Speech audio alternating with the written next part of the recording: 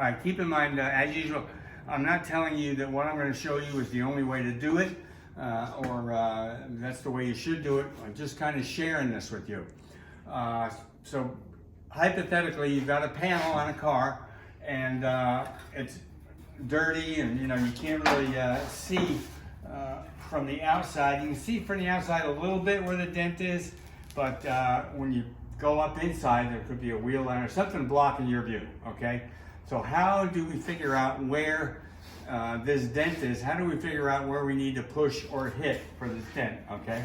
One way to do it is to take a refrigerator magnet, okay, like this, put it on the dent, okay?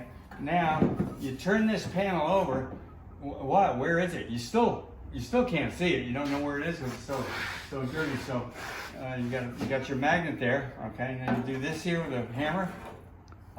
Look at that. There's where your dent is. So that shows you where to hit or push, because the magnet is stuck on the hammer.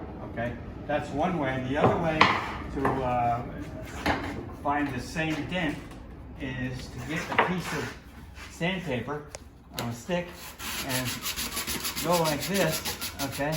And look at that. Now we know where to hit, there and there. And it's a guide coat of sorts, so that's how to figure some small dents out. And then the other thing, I call the next thing that I'm going to show you all any port in a storm, okay? The reason I call it that is it's not an absolutely a duplicate of the piece that we need or the pieces that we need, but again, it's any port in a storm, and I've done it myself. It will work, okay?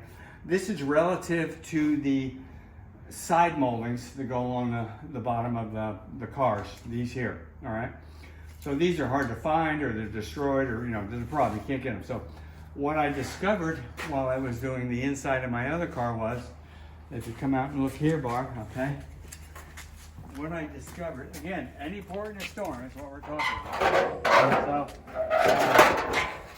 So, you need to replace these, okay? What I found was that the stainless steel strips that go between the wood on bedwood are not exact, but they're within a few thousandths. I measured them, okay? So they're within a few thousandths. So what you could do is, if you want, you buy lengths of this, drill some holes, okay? Countersink the holes and put little screws in there.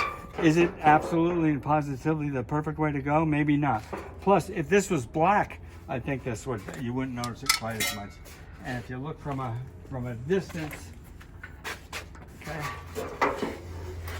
and that was black, I don't see where you'd have a problem. Also, you can't see it in the light here, but if you wanted the stainless steel to look a little bit more like aluminum, take a Scotch pad and run it along there, and it dulls the stainless to where it looks like aluminum. It's soft and looks like aluminum. And